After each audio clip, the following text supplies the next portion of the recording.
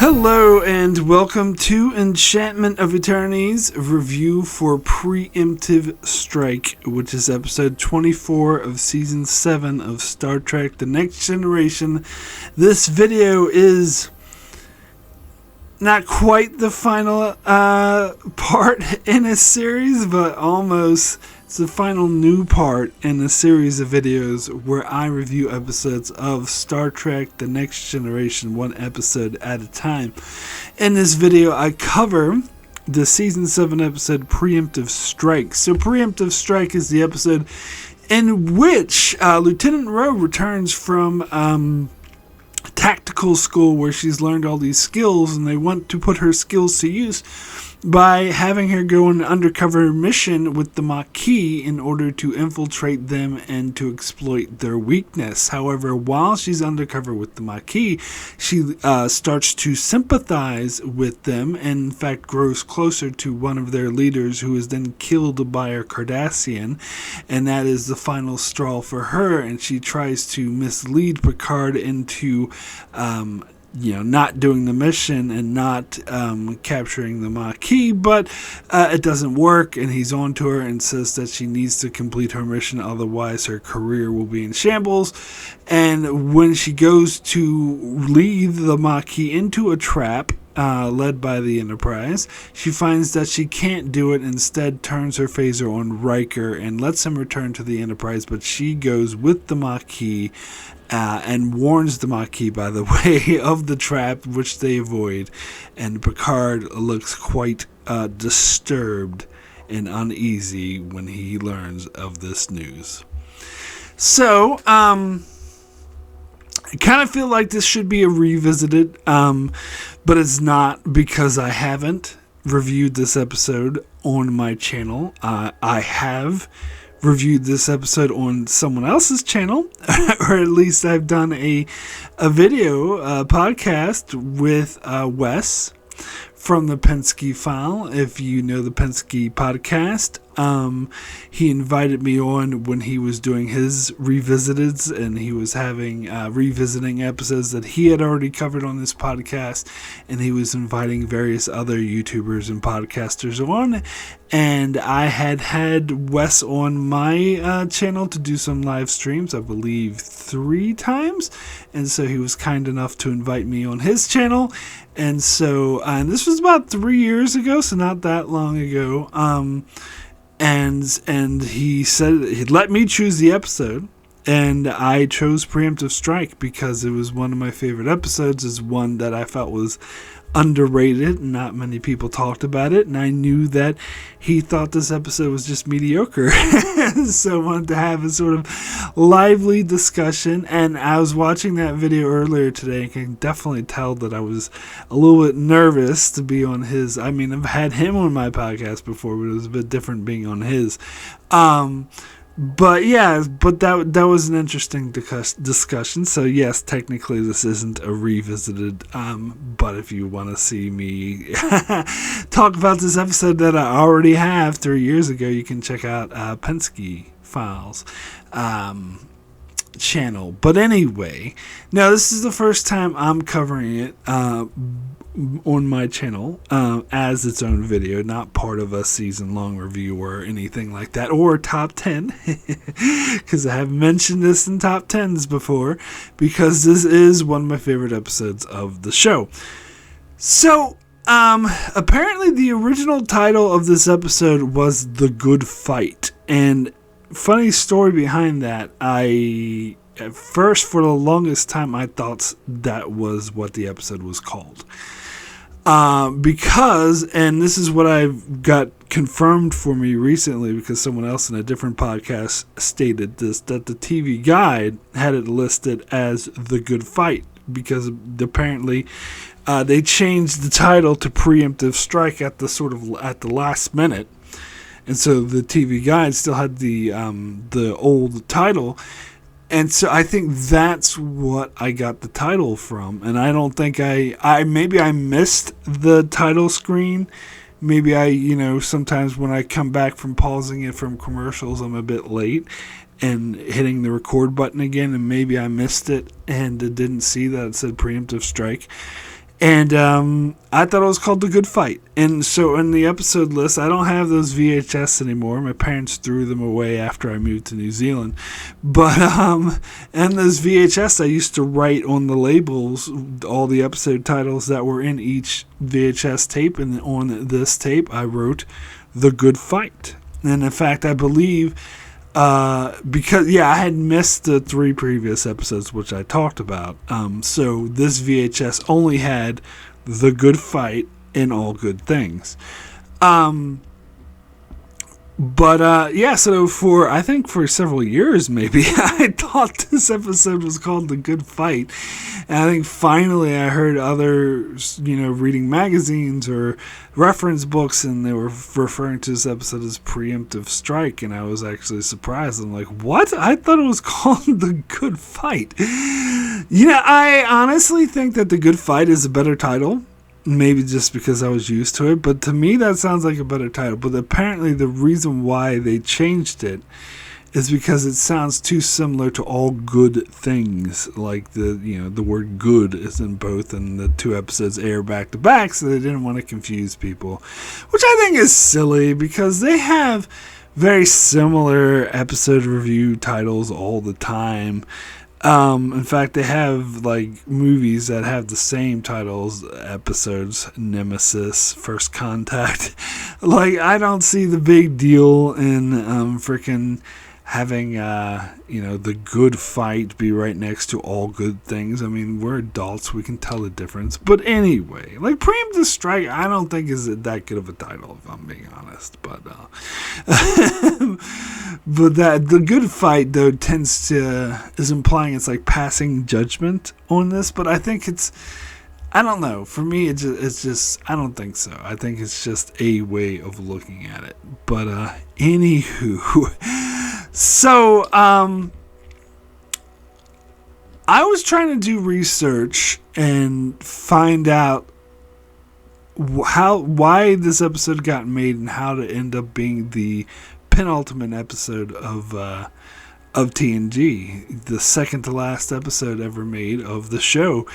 And, if you watch the podcast I did with Wes over in the Penske File, he, in my opinion, seemed a little bit preoccupied with the fact that this was the penultimate episode and thinking that it was a poor choice for penultimate episode, where for me, I never really read into it. I never really saw that big of a deal. And I think that, Voyager's choice of penultimate episode was even worse. They put Renaissance Man as their penultimate episode, and that seems a really, really weird choice. At the very least, with this episode, it's concluding the storyline of a character, granted a guest character who only appeared 7 times previous. This is number 8. She only appeared 7 times previous to this episode, so granted it's not a major character, but at least it's concluding a character's storyline, and it's also exploring the concept of the Maquis, which is a concept that will live on DS9 and Voyager. So in that regard, I think it makes the little hint of sense as being the second to last episode, whereas the Renaissance Man, that's just the Doctor being a Mary Sue and has those stupid hierarchy guys, which space they should be years past at this stage. It just makes zero sense it makes way less sense to me. But I think in both cases, with both shows, I think there was no sort of thought put into what the follow-up to the finale would be, what the penultimate episode would be. I just think that that's just where the schedule lied. That's where, they decided to... it just so happened that's the script that ended up, because of scheduling or whatever, it just happened to be the last episode before they filmed the finale. I don't think any thought was put into either case. DS9 is different because they had a serialized storyline to end their show, so the penultimate episode of that show intentionally feels like a penultimate episode that leads into the big finale, but that was because that show is more serialized and better. But anyway, So yeah, I tried to look into how this episode came about, and I've come across conflicting stories. So this one story I heard, which I did hear from another reviewer, but they claimed to be quoting Jerry Taylor directly. And I was looking for the direct quote myself, but couldn't find it. So I have, this is like secondhand quote that I had to take their word for. But it's that Jerry Taylor, they knew they wanted to have Ro back to conclude Ro's storyline, and Michelle Forbes hadn't done the show since season 6, and they kind of lost touch, and so she didn't really want to do the show anymore, and so she had to get on the phone with Michelle Forbes and pitch the idea to her personally, and that they didn't really have an idea for the episode, and that she was just embellishing the idea and saying, oh, Ro, this is a great character for Ro, and she's the main focus of the episode, and she has a moral dilemma, and it really gets into her character. And she managed to sell Michelle Forbes, who apparently contacted her right away and said, yeah, okay, I'll do it. And then they're like, okay, so now we have to write what I pitched to her because nothing was written. And so they based the story off of that pitch. Now, that's one version that I heard. Another version was from the commentary with, I believe the commentary was with Noreen Shankar and Renee Echevarria. And I believe it was Noreen Shankar who was telling the story. And the way he tells it is that the Star Trek people kind of fell out with Michelle Forbes when she refused to do Deep Space Nine, and they weren't very happy with her, and so they didn't really have her back in on the show, and they kind of had a falling out. But apparently Michelle Forbes still had a contract with the show to do 2 episodes per season, and she would get paid for doing 2 episodes per season, whether she did those episodes or not. And so the producers, wanting to save money, saying, well, we're paying for her, we might as well have her show up. And so they had,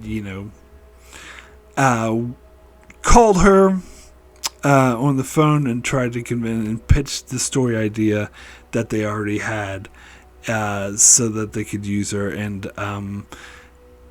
the other part of it, I believe he said, was that they didn't really have any other episodes that were workable. Like, they had several story ideas, and this was the only one that they could actually develop into a workable script in time, because they were running out of time and they didn't really have any other viable scripts, so they were kind of in a bind. And so they, Jerry Taylor called her personally and convinced her. Now, there is crossover between those 2 different versions, and I heard the one version directly from Noreen Shankar's lips on the commentary track, whereas the other one was secondhand, as I said, from another reviewer. So maybe his version is the less reliable one. But to be fair, I've listened to commentaries and heard interviews with writers who misremember things and get some things wrong. Like, there's sometimes it's known Star Trek facts, which I'm being the Star Trek nerd that I am, I'm like, actually, that's wrong. Well, actually. And so I wouldn't put it past the fact that Noreen Shankar maybe is getting some of his knowledge incorrect. But yeah, I'm not sure. And I think there was yet another version of this that I heard, but I can't remember what that one was, of why they decided to do it. But as far as it being the penultimate episode, I think it's very clear that that's just where the schedule lay. I believe Noreen Shankar part of the story that's the only workable script that they had, And so they're like, okay, this is the one we got to do. This is one. Although it's different because his version of the story, that they already had the idea. Jerry Taylor's version, she came up with the idea herself when pitching, and like the idea was to get Ro back because they wanted to conclude her storyline.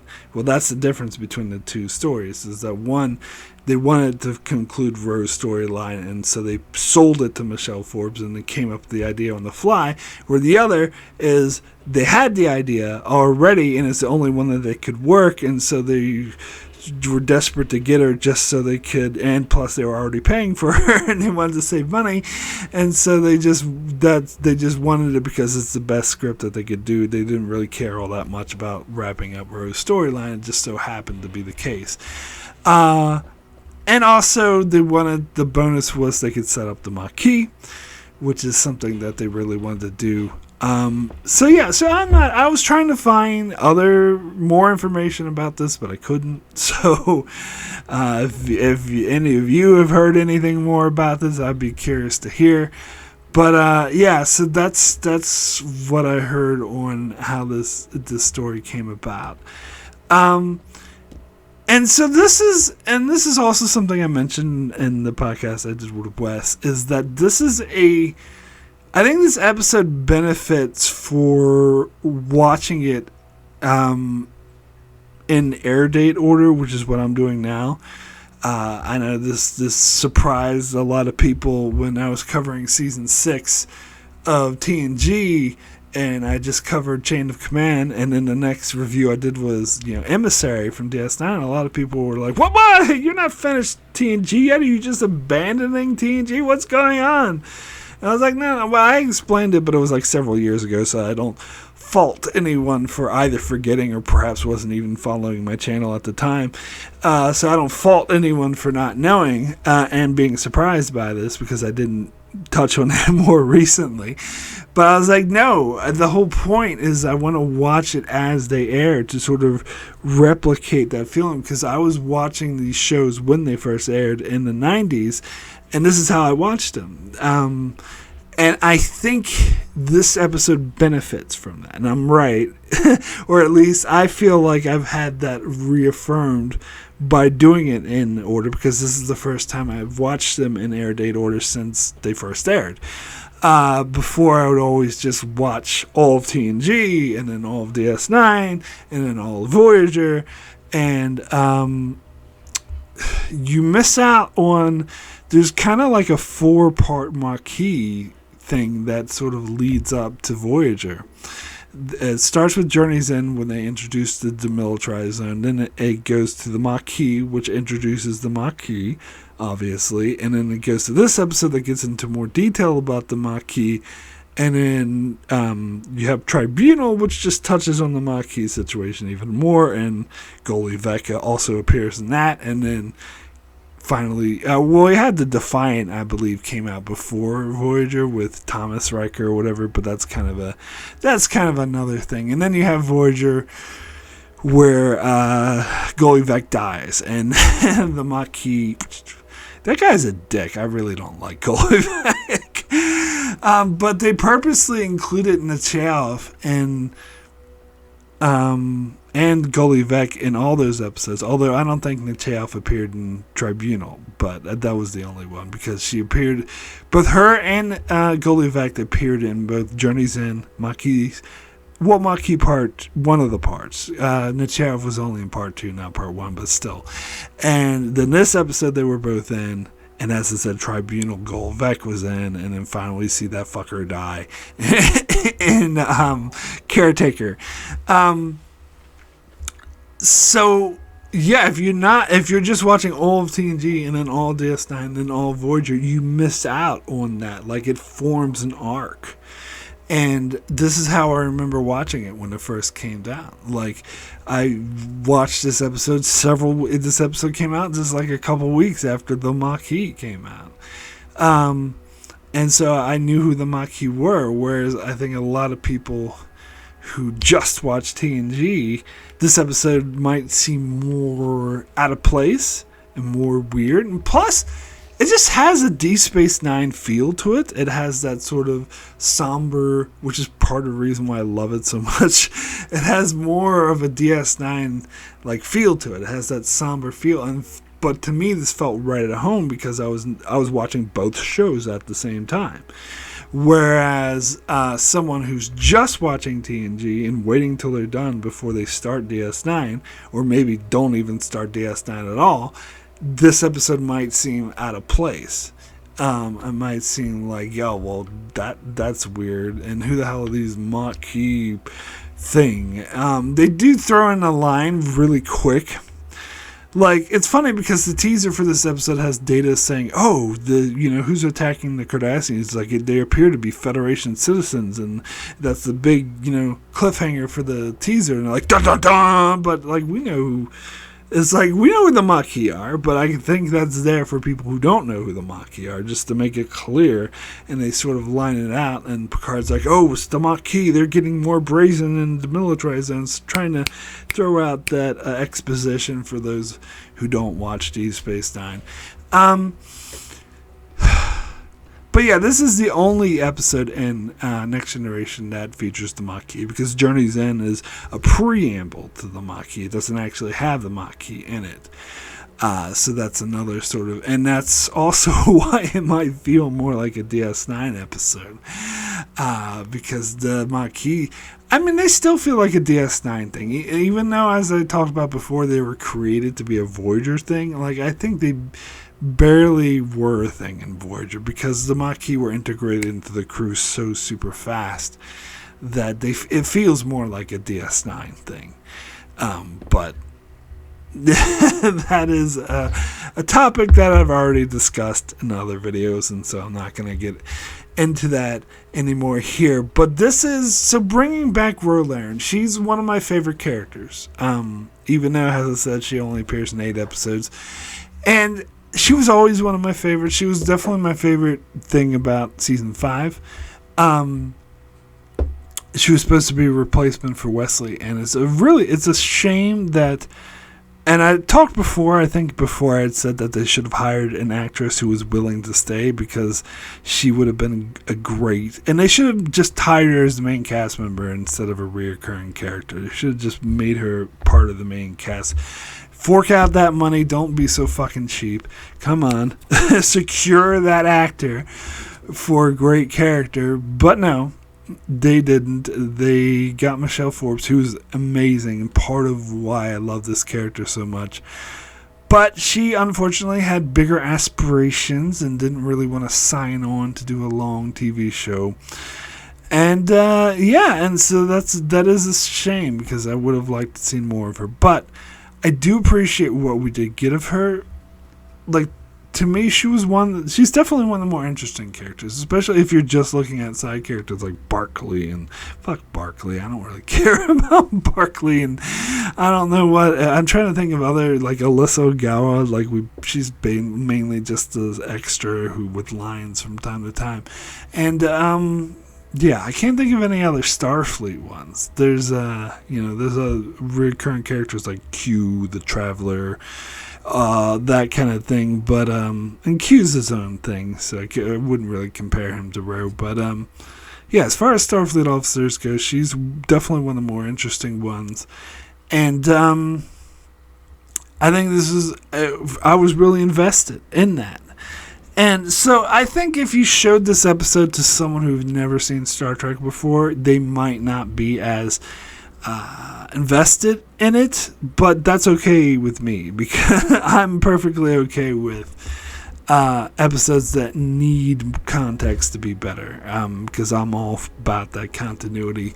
And I had the context because I was interested in Ro from the beginning of this episode. Like, I was invested in finding out her journey and what happened to her.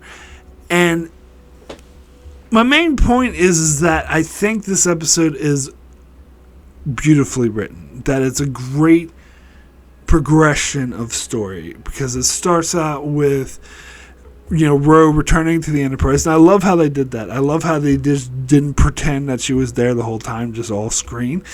I love how they're like, no, she actually left to go to this tactical school and came back, and everyone's welcoming her back. You see Troy and Geordi, and I'm thinking, like, I think that Troy, Crusher, and Geordi, they probably couldn't get Whoopi Goldberg, which is a shame. I think that would have been awesome because they were friends, but Whoopi was busy, like, making Sister Act 2 or whatever the hell it was she was making at the time. And so, but it's good that they had Troy, Beverly, and Geordi, because Geordi had that connection with the next phase, and I talked about that. It almost seemed like a little romance connection, but they didn't go there. And Beverly and Troy always tried to sort of warm up to her. Riker they'll deal with at the end of the episode. Riker's a totally different story, but no, I think it was fitting that they has those three and they're more personable. But then, Picard wants to be nice, calls her out, and so he can talk to her. And you can tell that they have this sort of mentor apprentice type relationship. And I don't think that came out of nowhere. I heard some people complaining about it because, it's not like they've been building this all season long. Oh, we haven't seen her in 2 years. Well, I don't care. Because I have something that's called a memory. And I remember all the way back to 2 eons ago, the history, the annals of 2 years ago, which is season 5. I mean, come on. Season 5, not that fucking long ago, where they really explained the story of Picard sort of trusting in her and believing in her, and then bonding it with her at the end of the episode ends of Ro and saying, I want you on my ship. And then sort of guiding her to become a better officer. Now, we didn't get too much of that, to be fair. But they definitely sold that. They definitely had that connection in the first episode she appeared, Ensign Ro. And so it was there. You understood that history. You knew that backstory between these characters. You know that Picard saw a lot of good things in her, and that would, of course, be the focus of the episode. And Nechayev, this bad admiral, comes on board. Now, the thing about Nechayev is that in the episode The Maquis, something I just talked about in the Revisited, she sucks at her job. This is something I talk about all the time. But in the episode The Maquis, she's like, oh, the Maquis are just a bunch of hotheads. You don't care about them. They're Federation citizens. Just talk to them and have them bring back in the fold. And then Sisko yells, what the fuck does she think I'm doing? She's such a terrible admiral. I mean, Sisko yells once she leaves the room, to be fair, but still, it's she's such a terrible admiral.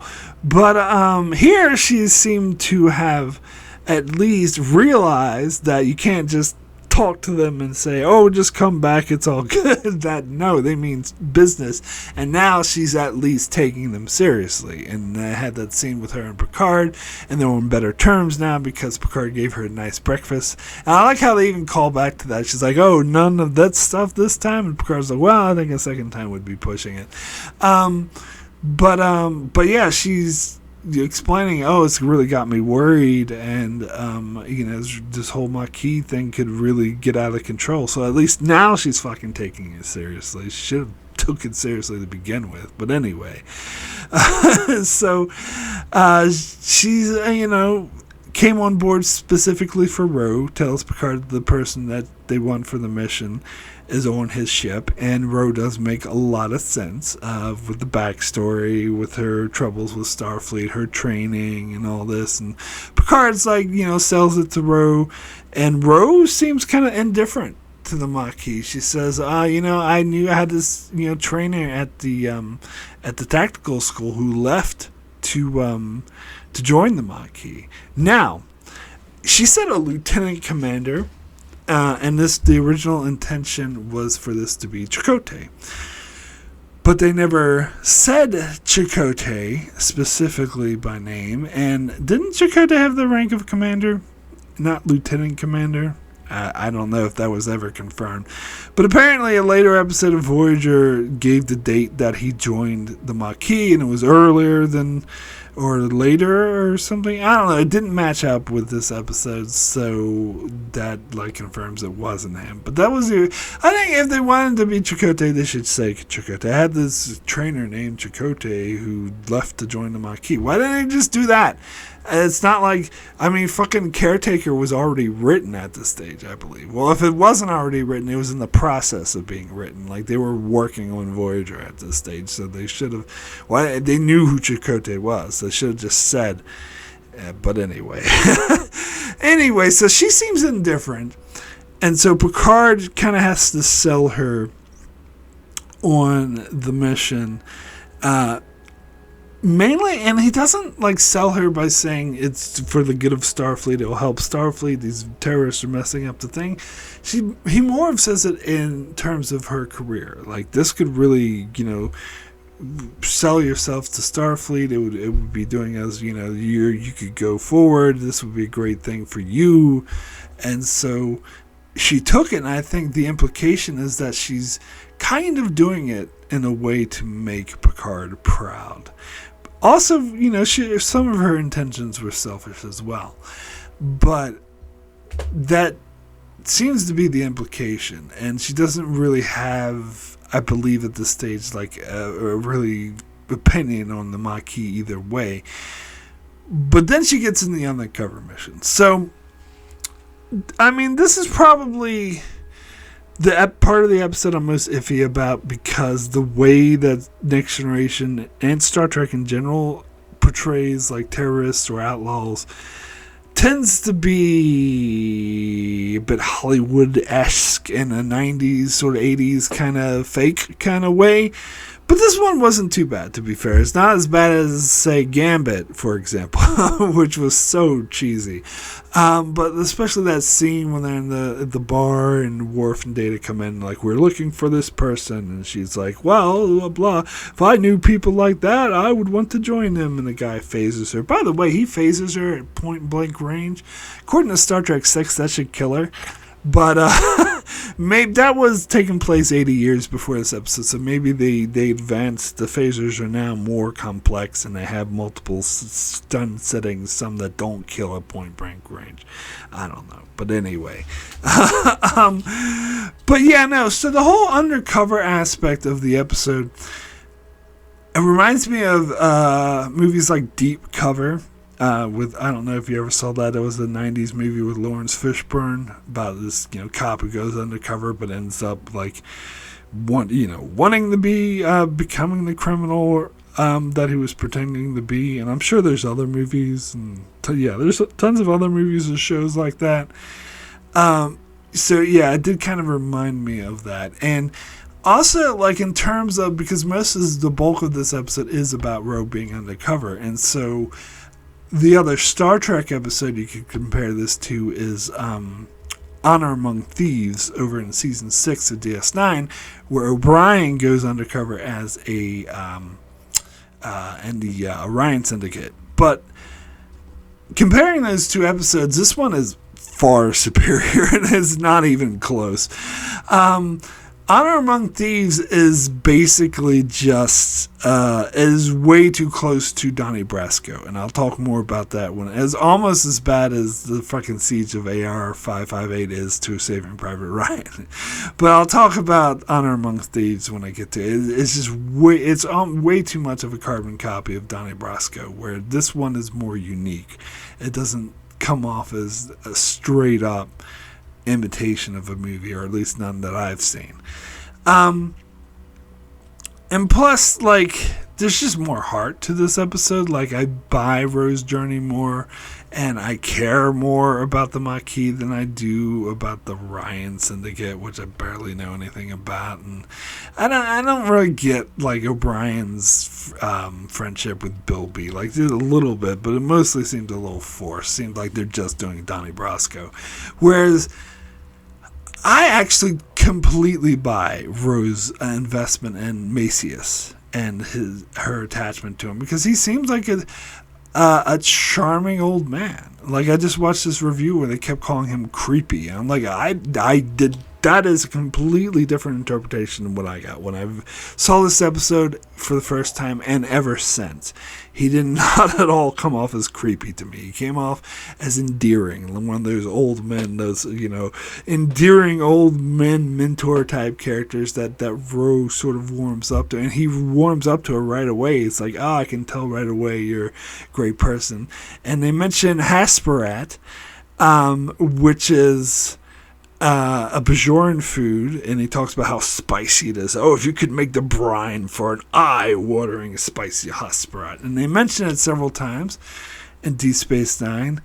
I can't remember all. I didn't look up all the times they mention it, but it's more than once. They do it several times. But the only one I'm thinking of is what's that name? A Simple Investigation, the season 5 episode with this woman who's staying with Odo and sleeping with him, and these guys are trying to kill her, and when the guys are hiding out waiting to kill her, they're like eating Hasperat, and they're like, it's too spicy. That's the only one I remember, but I'm sure there's other references to Hasperat, which is basically, I believe it was this episode, they basically just made a spinach wrap with cream cheese. And that's what the guy was eating, just a wrap with spinach and cream cheese. And other sources call it a burrito. So I don't know if they use the burrito sometimes, or if they're calling a wrap a burrito, because they're different things.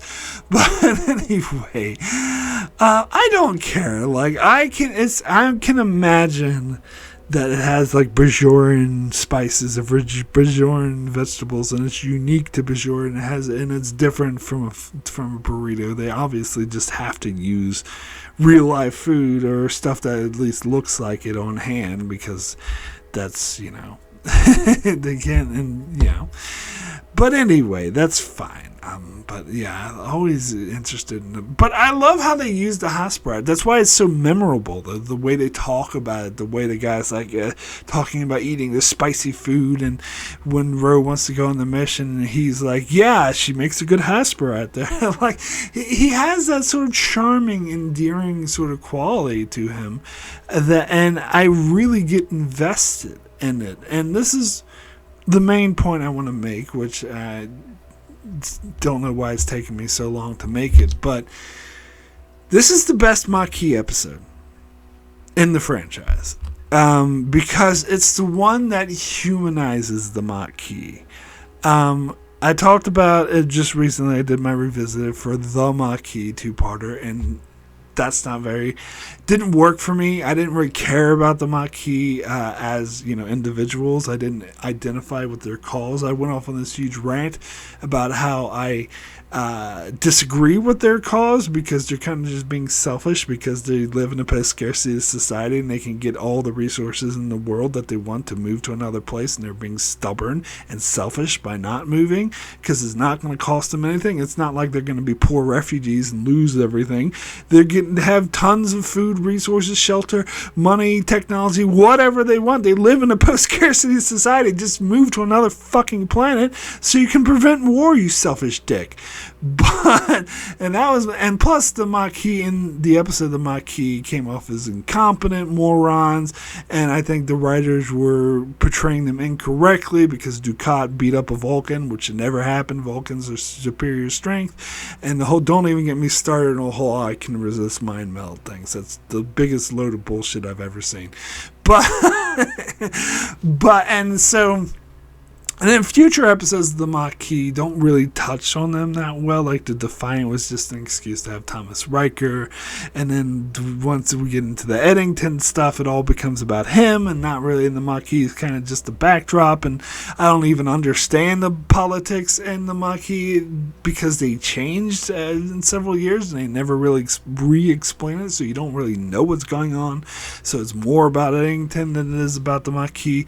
And then the Maquis on Voyager, again, you get to know Chakotay and B'Elanna and all of them, but they're in the Delta Quadrant, so it's not really about the Maquis anymore. They're just like, I'm this terrorist guy, and I like to do things the Maquis way and not the Starfleet way. And so it's not really getting into the mindset of the Maquis. This is the only episode that really does that. And because it's all, and because the story is really amazingly written, so well written, and Renee Echevarria, I think is one of his better scripts, because it really puts you in Ro's mindset. You're kind of falling in love with the Maquis at the same time that she is. You're understanding them. You're agreeing with them. I'm forgetting about the fact that I think the Maquis are totally wrong and a bunch of selfish pricks, because I can like identify with them. I can see them through Ro's eyes, and you can totally buy like Ro's progression as she slowly starts to turn is done so well. It is so believable that you can tell at first she doesn't really have a strong opinion. But when you see her opening up to Maquis, when she's telling the story about her father, which is a nice callback to the Ensign Ro episode, and how we know that her father was tortured to death by the Cardassians while she was forced to watch. And she thought that he was weak as he was screaming for mercy, and she felt ashamed. And she kind of hated herself for feeling that way. And for her to share like a happy memory of her father playing the balaclava or whatever musical instrument, and sort of tearing up while explaining it to the guy, and the guy's like, oh, you know what, let's not wait till the war's over, let's have a celebration now. Like, it was such an endearing moment. Like, it's really like tugged on the heartstrings, and it's just the whole progression of things that was just an amazing character story. And then to have him die, like, you can tell, like, when Ro is like shooting at the Cardassians, she's not really trying because she's, undercover. But as soon as they kill Maquis, you see her like immediately like try. You can tell it switches from, oh, okay, let me just look like I'm fighting, to, oh, fuck you, you're dead, and actually did kill the Cardassian after she killed Maquis, and like sort of was tearing up and crying over his body. And he's like, when an old fighter like me dies, someone always comes to take their place. And it feels like you really feel for her, and you really can get in her mindset that she is thinking now, if I betray the Maquis, I'm a fucking traitor. I am despicable. Like, how this guy just sacrificed himself and he believed in me. Like, how the fuck could I let him down? And this was really weighing on her. But she didn't turn yet. She goes to Picard, and I fucking love this scene. This scene is so good. This is some of the best acting in the entire show, where we get the scene where Picard and Ro, like, they have to look like they're flirting or whatever. They say that they're supposed to be haggling over the price of a sex worker, but that's not really, you don't start making out when you're haggling over price. That comes after you decide on price. But anyway, well, I guess she's trying to entice him and tell him that she's worth the more money or whatever. But I don't know, that seems a little silly to me. But this scene is so amazing because physically you see them kind of flirting and sort of touching each other, but their voices of what they're saying is so serious. And Picard even stops, like, the flirting at one point when he realizes what she's doing. She's like, you're trying to mislead me. Like, everything I've learned all the intelligence reports and everything tell me the Maquis are eager to attack a big target, and what you're saying is obvious bullshit. And so you have to go through with the mission. Like, and she's like, and she's honest with him because she still looks up to him, still sees him as a mentor, and is honest with him. Like, look, I don't think I can go through. I don't know if I can go through with it. But he tries to convince her, look, your career will be finished if you back out now. So you have to go through with it. And she is convinced by him. Yes, I'm going to do it. I have to do it. And that whole scene, just having that subtext, that everything was played in subtext because what they're physically doing doesn't match their actual tone and what they're actually saying. But it's so well acted. It is like, it's fucking Patrick Stewart and Michelle Forbes are both amazing actors. I think Michelle Forbes is by far one of the best actors. I think when I redid my top 10 actors of Star Trek, she was on it. The first time I did it, she was just an honorable mention. That was a mistake. She should be fucking on it. And Patrick Stewart, of course, is my number one. Because, yeah, and it's so great seeing the chemistry. Now, the episode was directed by Patrick Stewart as well, and he's not insignificant in the episode. He does kind of have a lot to do, and typically when actor directs episodes, they do the ones that the characters are not in very much, but he's actually he's probably the most important character other than Ro, or most prominent anyway. But it is mostly a Ro episode, to be fair. But and I've heard a lot of people complain about his directing style. I mean, the episodes he directed previous to this, in theory, that just wasn't written well. I don't think that was his fault. And same thing with the Fistful Datas. Like, I don't really give a shit about Westerns, and I don't think Patrick Stewart knew anything about Westerns. He was probably the wrong one to direct that episode, but I think that episode would have sucked regardless. I know he directed at least one more, but I can't think of it on the top of my head. But this one, I disagree with people who say he does a terrible directing job. Some people I heard were analyzing, like I think Naren Shankar and the commentary was analyzing the shots that Patrick Stewart chose and thought they were a bit off or a bit wacky. Like the one in particular when Ro was being recruited by the Maquis, like after they phasered her and she was lying on the bed, they had a shot with her like I am right now, like dead on to the camera, like practically looking at it and with equal sides on both sides, which is usually a no-no. In fiction shows like this, usually you have to have some sort of contrast, and they never should be looking directly at the camera because they consider that breaking the fourth wall. But I don't think she was looking directly at the camera, but it was a pretty spot on direct shot, and I didn't have an issue with it. To me, that created more intimacy with in this particular situation that she was being examined, being looked at, and they noted that Patrick Stewart in this episode tend to favor close-ups and really close-up shots and straight-on shots. And they speculated, and Renee Echevarria speculated it's because he wanted it to be more about the acting. And that makes sense to me because he's an actor. and I also said it felt more like a stage play, and that also makes sense to me as well since he's a theater guy. And that the focus would be more on the acting. And I think the way this scene is shot, with, as I said, with them two flirting, you do get different angles. It's not just straight on the whole way. And I think it just accentuates the emotion that they're feeling. So I feel like Patrick Stewart is directing this from a actor's perspective. So I think he did a good job. I would disagree with all those who say that he did a terrible job. I think he did a really good job, and he particularly did a good job acting. And because, yeah, that scene was so fucking good. And so then it is kind of disappointing because Picard said he's sending Riker over, and it's disappointing that they skip over these scenes. But, you know, the episode is only so long. I can't really, at the top of my head, think of a scene that deserved to go. And I don't know if we really need to see, if it was necessary to see Riker, you know, undercover with the Maquis. But it was good. It was necessary to have him there, though, because that scene where Ro has to turn a phaser on him and was so amazing.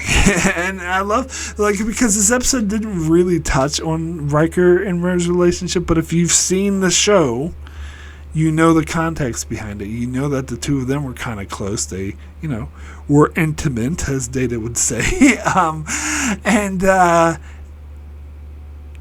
And yeah, and so that added a lot of subtext to that scene. And I don't think you needed overt text. Like, you didn't need Riker to say, but Ro, we've had sex before, or something like that, you know? You didn't need for him to say it. That's, if you've seen the damn show, that subtext is there. Like, you know that. And I think that's all you need. And I love how things like that played in subtext. And I really do think that was conscious in the writer's mind and the actor's and director's mind in that scene.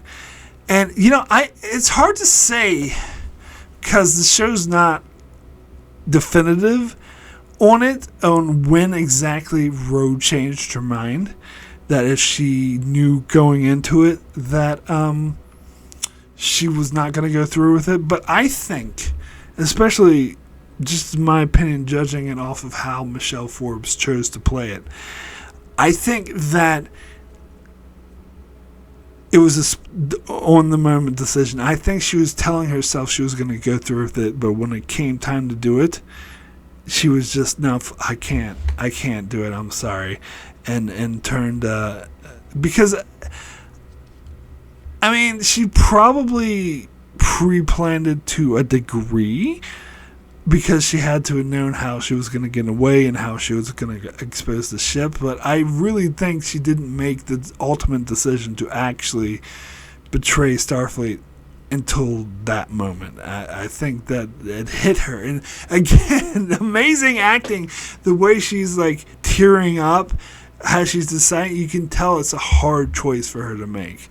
That it's not an easy thing to do, and that she feels the weight of her betraying Picard and Riker and having to do it to Riker's face, and just saying that, you know, I can't let you do this, and saving the Maquis. It was such a powerful it was one of the most powerful moments in the show. And what I love about the scene so much is when she says, she's staying behind, Riker's like, you're going with them. And I can't remember exactly what she says after that, but then Riker says, take care, Ro. Like, oh, that's so powerful, because you know he means it. The way, and Jonathan Frakes again does a really good delivery on that line, because you know that he's not talking out of his ass. Like, he could have said it. He could have said something like, Ro, you'll be arrested. We'll come after you. And how dare you do this? You're betraying everything you know. You betrayed your uniform. Sorry, that's something else. You know, he could have said anything like that, but instead he chose to say, take care of yourself. That just show. Like, he knew it was useless to argue with her. And instead of getting angry, which I'm sure he was, he decided to, like, that this was it, that they were parting ways, and this is what she wanted. And so there was nothing he could do to talk her out of it. So he just says, take care of yourself. Subtle things like this are just so good. So damn good. And then her response is like, goodbye, Will, with tears in her eyes. It's like, oh, it's so emotional. It is so emotional, and that is the last we see of her. As she beams away, and then the scene where Riker is telling Picard about this, and no words. Riker, he just looks at it. He's just not even looking at Riker. He's just, Riker can tell how fucking devastated Picard is. He's trying to make it easy. It's like, I think the only regret she really had was betraying you. My God. And then the camera just slowly pans to Picard just looking absolutely devastated, absolutely distraught, destroyed, and upset himself. And then it cuts to credits. That's one of the more powerful cuts to credits in the entire fucking show. That is just such an emotional powerhouse. It really gets to me. A few times I can watch this episode with that at least tearing up at that. And it's so melancholy. And now I can get why some people are against this being the penultimate episode of TNG, because it really does not feel like a TNG episode. It is kind of, if you're paying attention to season 7, though, it is more at home in season 7, because it does have these more melancholy, sort of emotional type episodes. But I think this goes above even what most of season 7 does. and it's certainly like episodes like the Pegasus, as good as that is, or Dark Page or something like that. Even episodes like those do not have the emotional weight of this episode. This is just, and it does feel a little, as I said, if the tone of it feels more like DS9, but to me that's only a good thing. Like, I'm not going to discount, this can't be one of the best TNG episodes because it feels more like a DS9 episode. No, the fact that it feels more like a DS9 episode, to me, is a good fucking thing because DS9 is a great show. Better than TNG, in my humble opinion, just ever so slightly, though. But still, fucking good episode. One of the best of the entire show, in my humble. Anyway, I would now like to thank those that support me on Patreon. It's very much appreciated. It does help me continue with the show, which I will continue doing for other Star Trek shows, because it's the last one. It's the last one for TNG.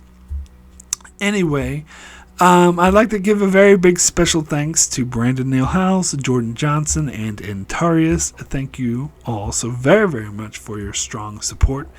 I'd also like to give a shout out to Benjamin Mead, Greg Marley, Francisco, Chuck Hooks, Kyrie091, Anthony D. Benedictus, Ricky, Matty Jester, Joe Lavals, Alessandro Migalesio, Norman Buchwald, Stephen Kennedy, Britton Berg, and Allison Fordyce. Thank you all so very, very much for your support. Okay, so we definitely have some Patreon comments for this episode. First comment is from good old Kyrie091, who says, Preemptive Strike, more like Speed Imp bike.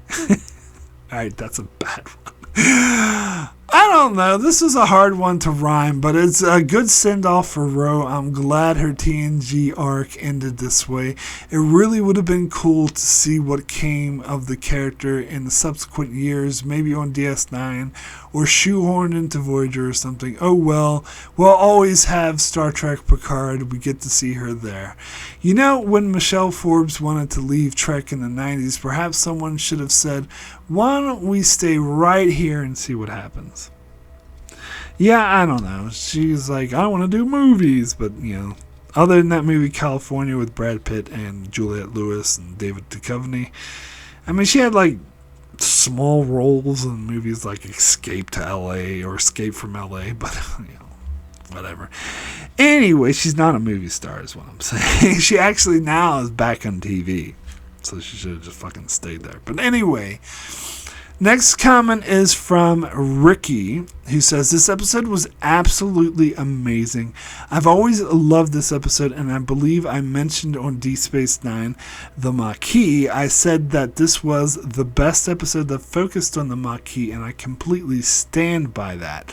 To me, this is a special episode that focuses on Ro Laren, and I have to say that this was the best episode for her. It really put you through the Maquis perspective, through the eyes of Ro Laren, we haven't seen since season 6 in a brief cameo.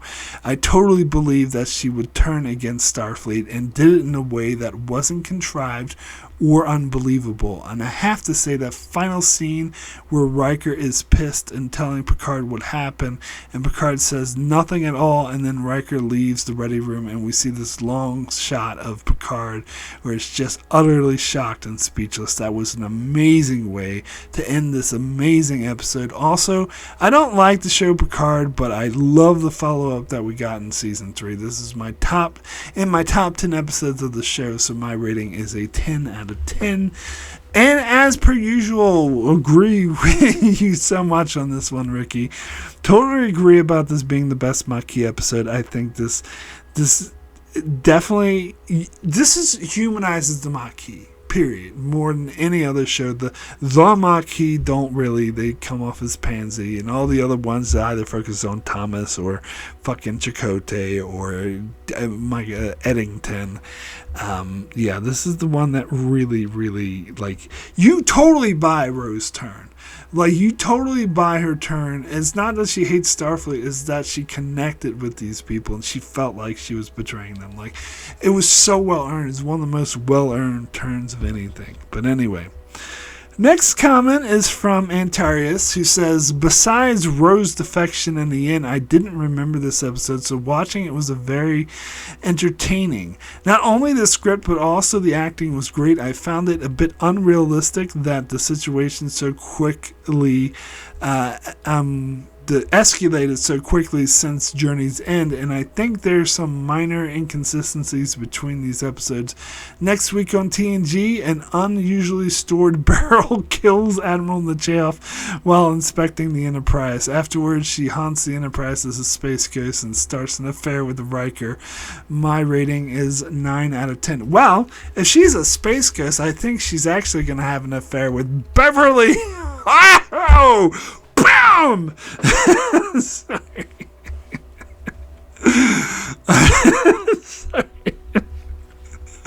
Sorry. And the candle. She's gonna be she's gonna be like, did I light the candle? I'm sorry. Sorry, I'm getting distracted here. What were we talking about?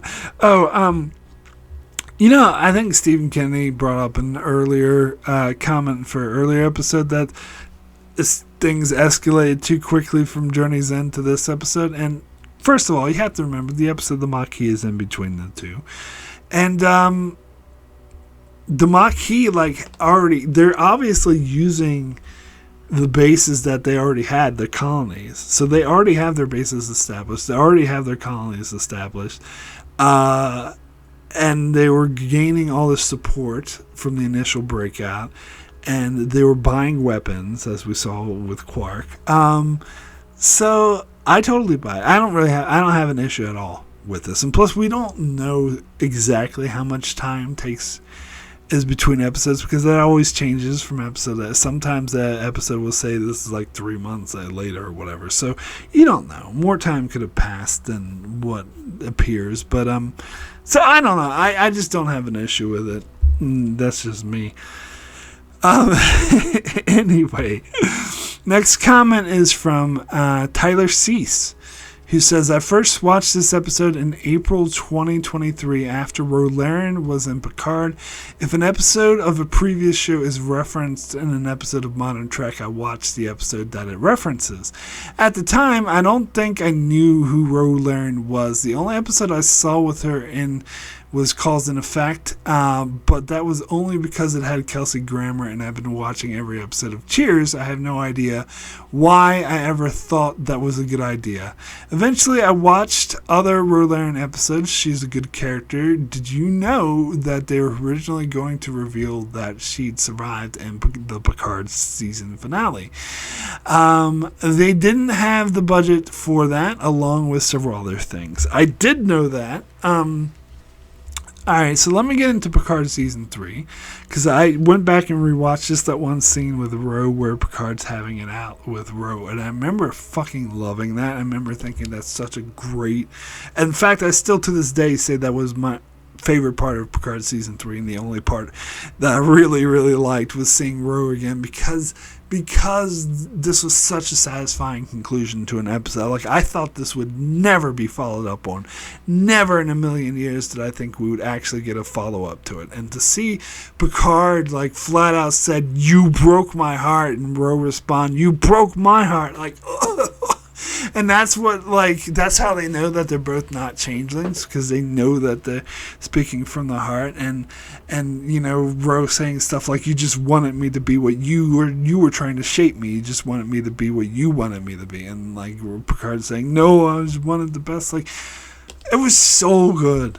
Easily my favorite thing about Picard Season 3. Yeah, I did know that they wanted to bring her back, wanted to say that she didn't actually die, and I remember saying that I wish they had done that. Now, my sister was totally against that. She's like, "Oh, that would be cheesy," but let's be honest here, a lot of Picard Season 3 is cheesy, and watching it again does make me realize that the whole season comes off as kind of a fan fiction. Except for this Ro thing I do love, though. So, I don't care. I would have wanted them to say that she's still alive. And if they ever do a follow-up to any other show that's set in this time frame, or a follow-up to this Picard Season 3, which I doubt they will. I doubt that will ever happen. But if it does, I would like them to bring Ro back and say that she's still alive. I would not have an issue at all. I would prefer it. Anyway, next comment is from... before I get into the next comments, Tyler got a question for you. You have a lot of questions for me. This time I have a question for you. Because you're indicating, and I know you're young, and you're indicating that you sort of are just watching more Legacy Trek for the first time, that you actually watched Modern Trek first, or at least parts of it. Are you watching, like, the episodes along with me, like, for the first time? Like, when I review an episode of Deep Space Nine or Next Generation, are you watching it for the first time with me? Or are you not watching all my reviews? Because you comment on most of my videos, so I assume you watched them and that you've seen, like, the episode I'm talking about. So, I don't know. Maybe you don't actually watch them. You just like to ask me questions, which is fine too. But I'm curious because I would want to hear, and anyone else out there watching, if you are watching like these episodes for the first time along with me. First of all, I'm sorry for spoiling everything because I have no regard for future spoilers. I just give fucking everything away. So first of all, apologize for that. But secondly, I want to know. That would be really interesting to hear if someone is actually watching this along with me for the first time. But anyway, now I'll get to the next comment, which is Norman Buchwald, who says, "So I was delighted over the return of Ro Laren, who disappeared for a while, and what a great episode. I'd argue the best Maquis episode. Focusing on Ro, seeing Picard as a father, and putting a story of a competitive father figure in the Maquis sect was absolutely brilliant.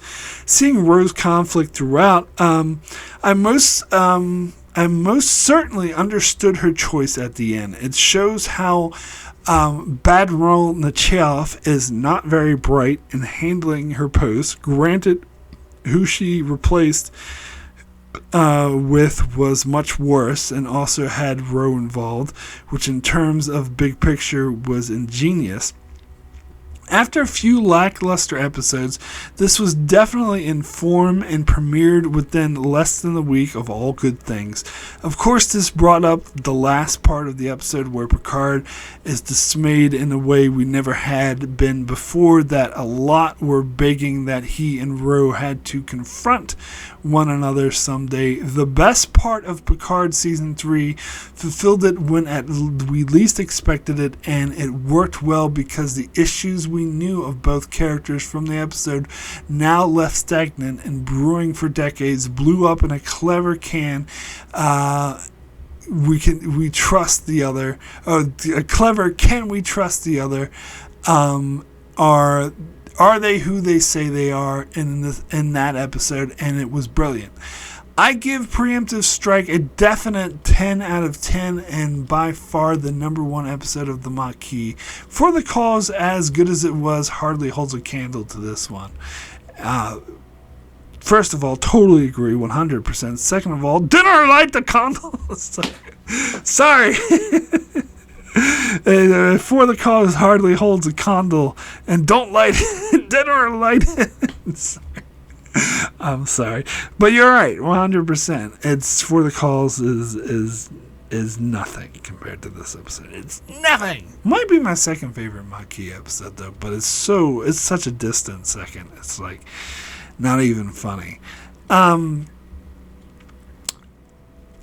as far as God, what was it? You brought up something I really wanted to talk on. Oh, premiere within the week of All Good Things. So that's what I wanted to talk about. So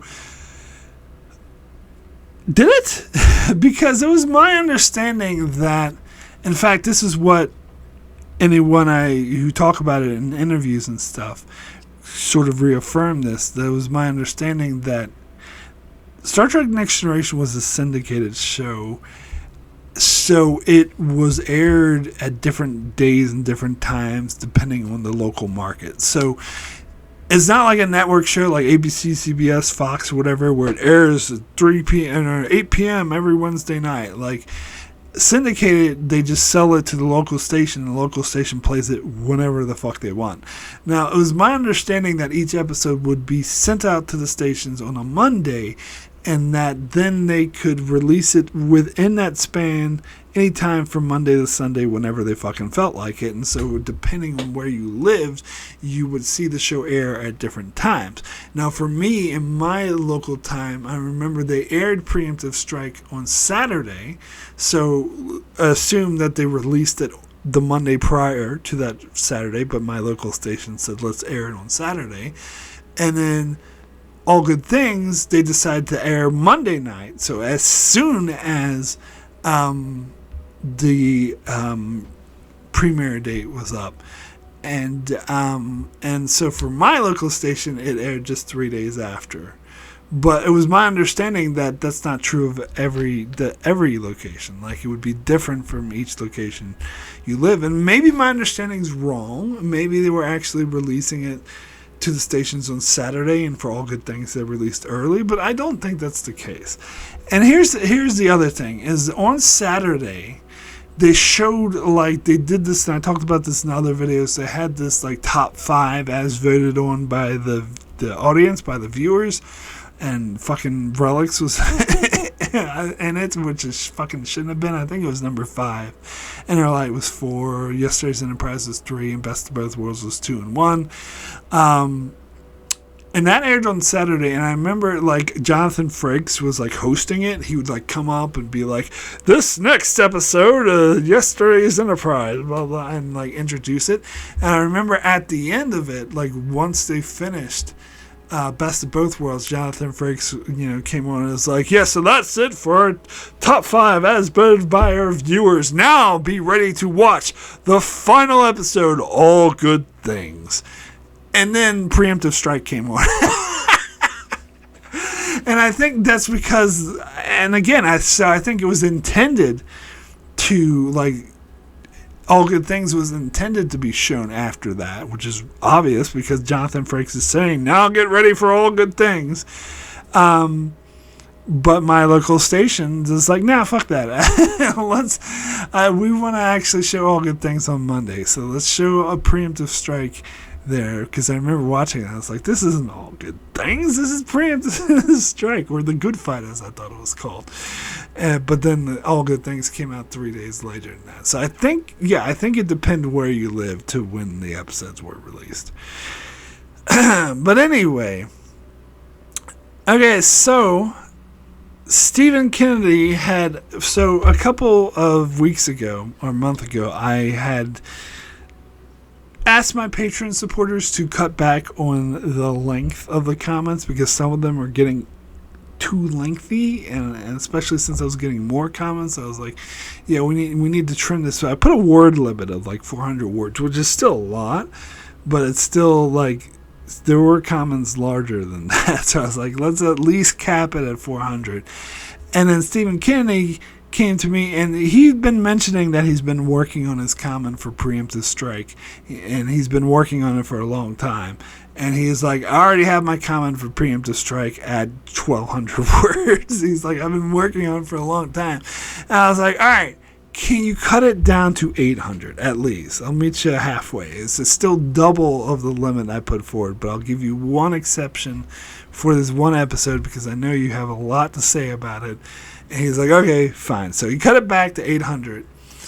And I know he really hates this episode too. He hates Ro. And so I haven't read his comment yet. So I'll be reading it for the first time as I read it. I'm sure I'll argue with it and have a lot of... I'm sure I'm going to disagree with this totally.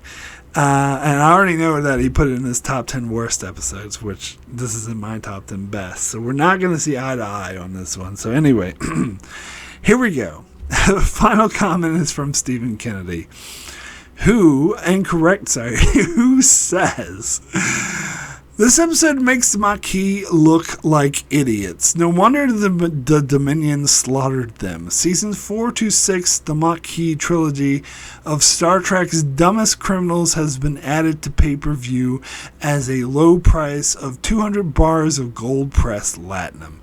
Ro returns to the Enterprise and she has people who care for her, even Riker. So Ro makes Maquis some Hasperat and then decides to throw away her career because he was killed by Cardassians. My heart bleeds for you, traitor. Kira's dad died by Cardassians and her mother fell in love with a magnificent gold ducat.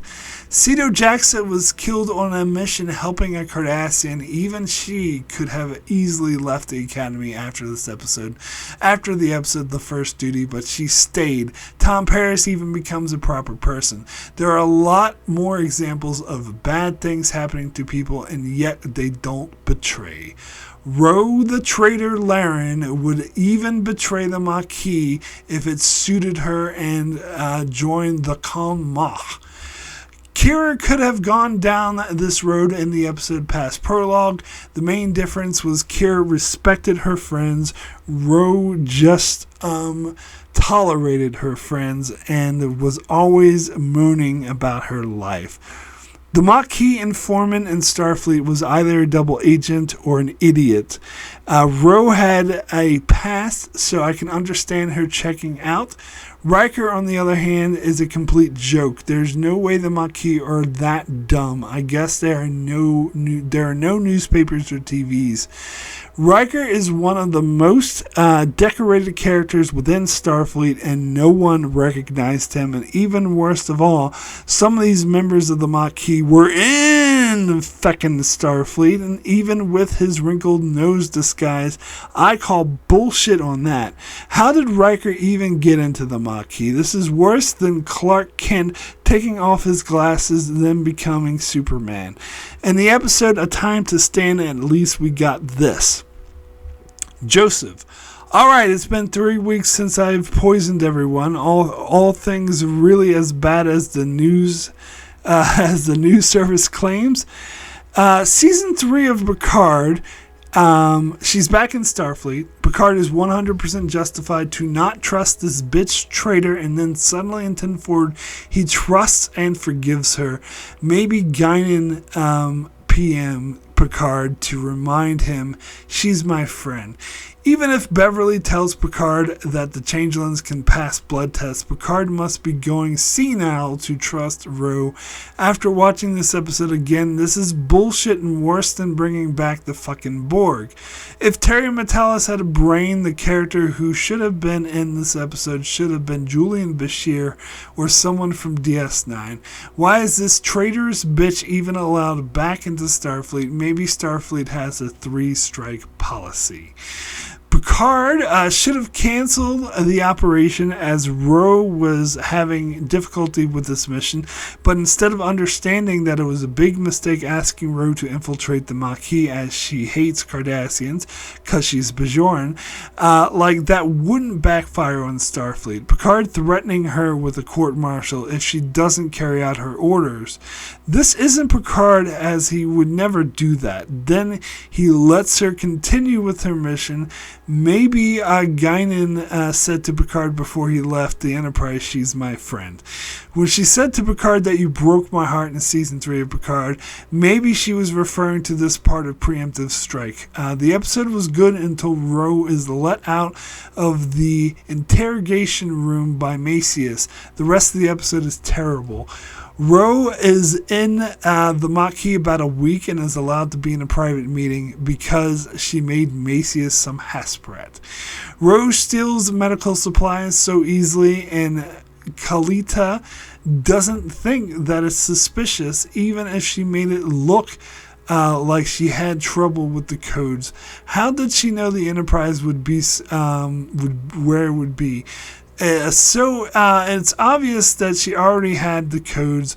Ro is allowed to leave the Maquis base, and she meets with Picard on the Enterprise.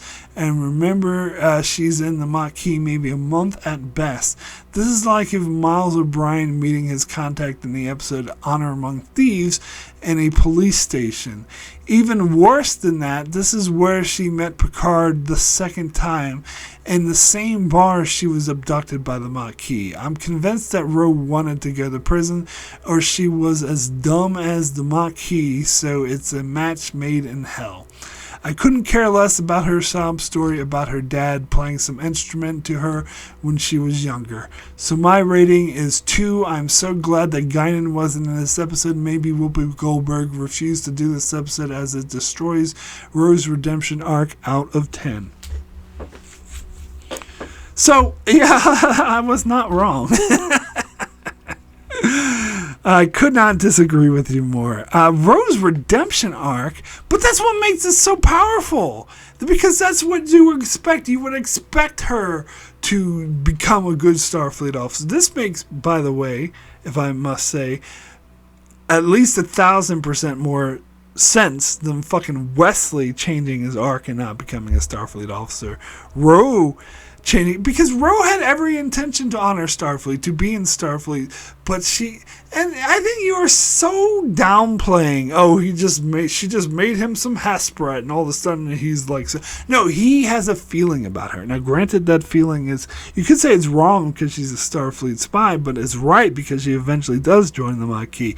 She can tell, like, he had a feeling about her, and Ro watched her father tortured by the Cardassians, and she has a little girl. When she was a little girl, she had to see him tortured to death and watch him plead for his life, and she felt ashamed to be Bajoran because she was ashamed of her father, and as she grew up, she realized how misguided those were. This is the story she told in Ensign Ro. I'm sorry, but if you fucking know that story, you fucking know that episode, her telling a sob story about her father playing an incident is fucking powerful. It is super powerful. It brought me to tears. It is, you don't have a heart, Steven. Sorry. Like, that is just, it is so good.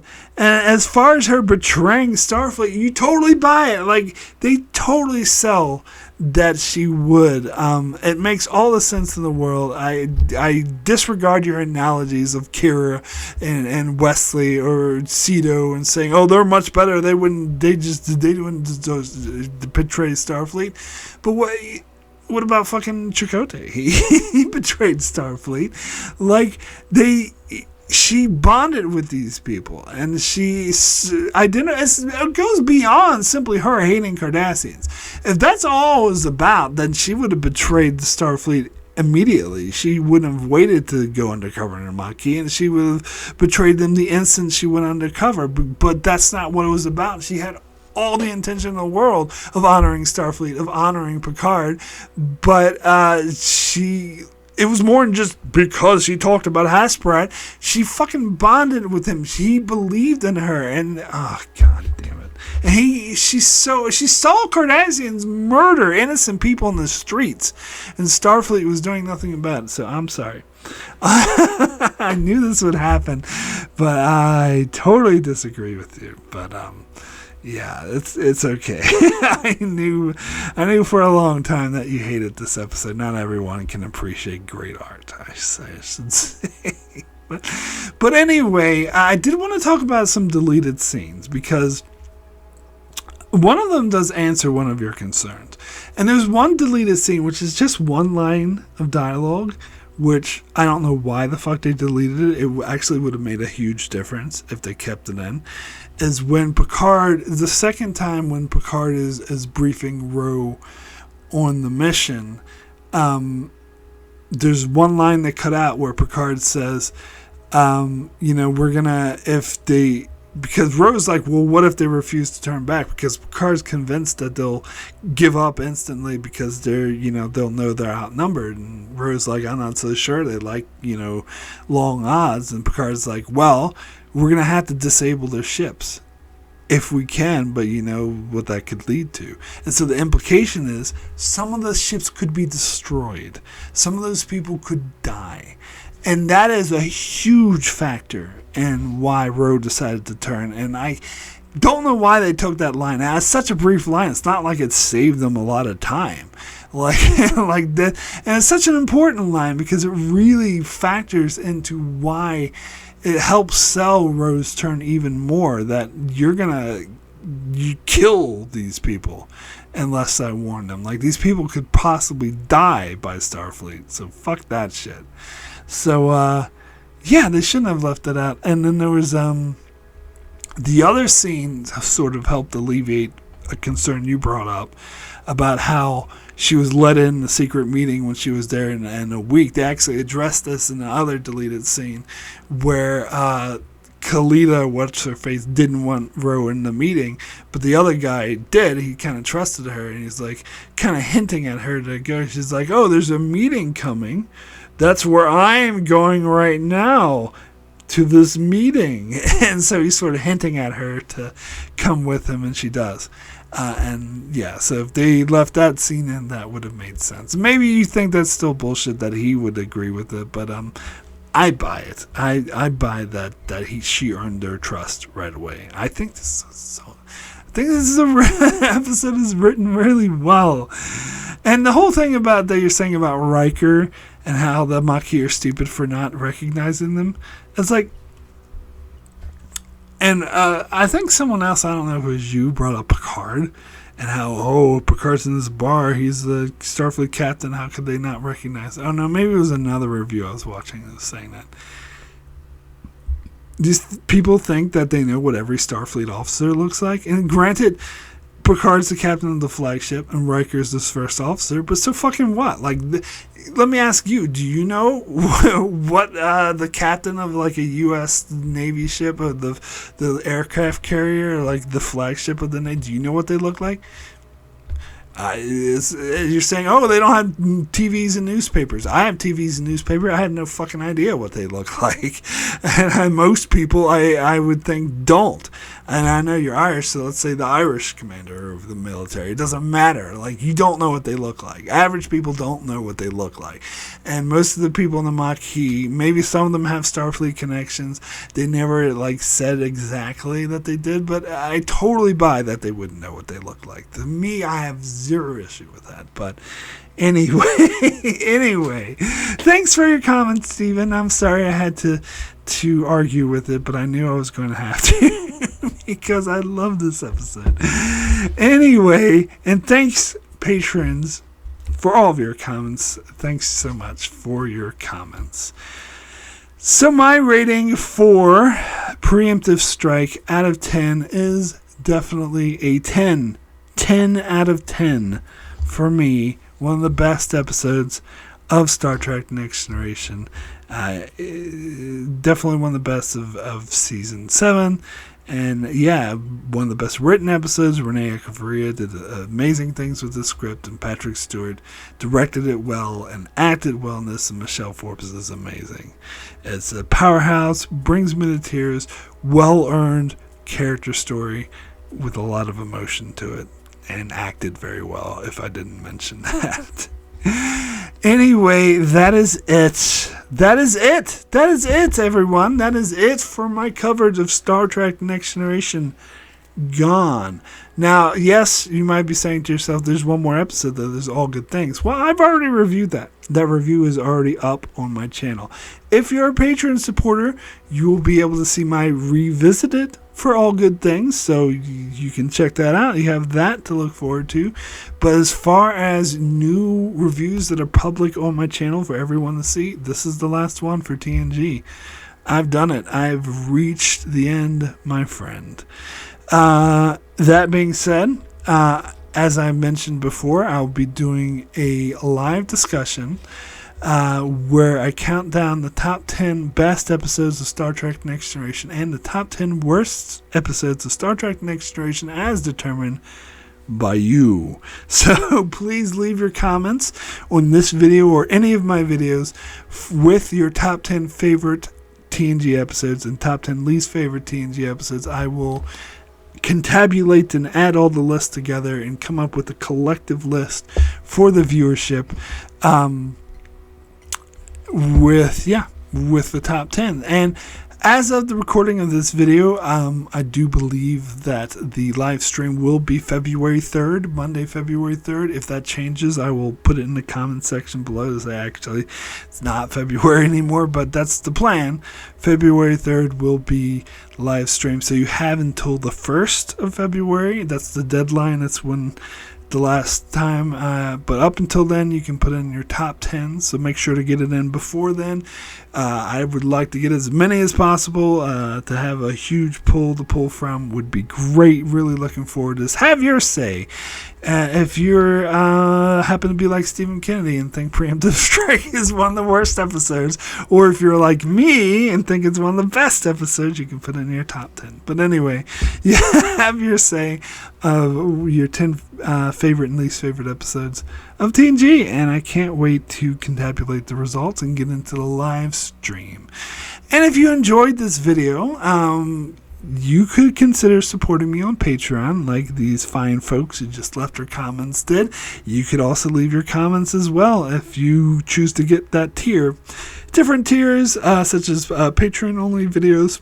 As I mentioned, I'll be doing All Good Things, revisiting my review for that, only for Patreon supporters, and do tons of other, I revisit all the episodes I've already reviewed as I come across them, and so there's that, and there's also pre-releases, other stuff you can check out on Patreon if you're so inclined. There's a link in the description below, or if you could possibly be listening to this on the podcast.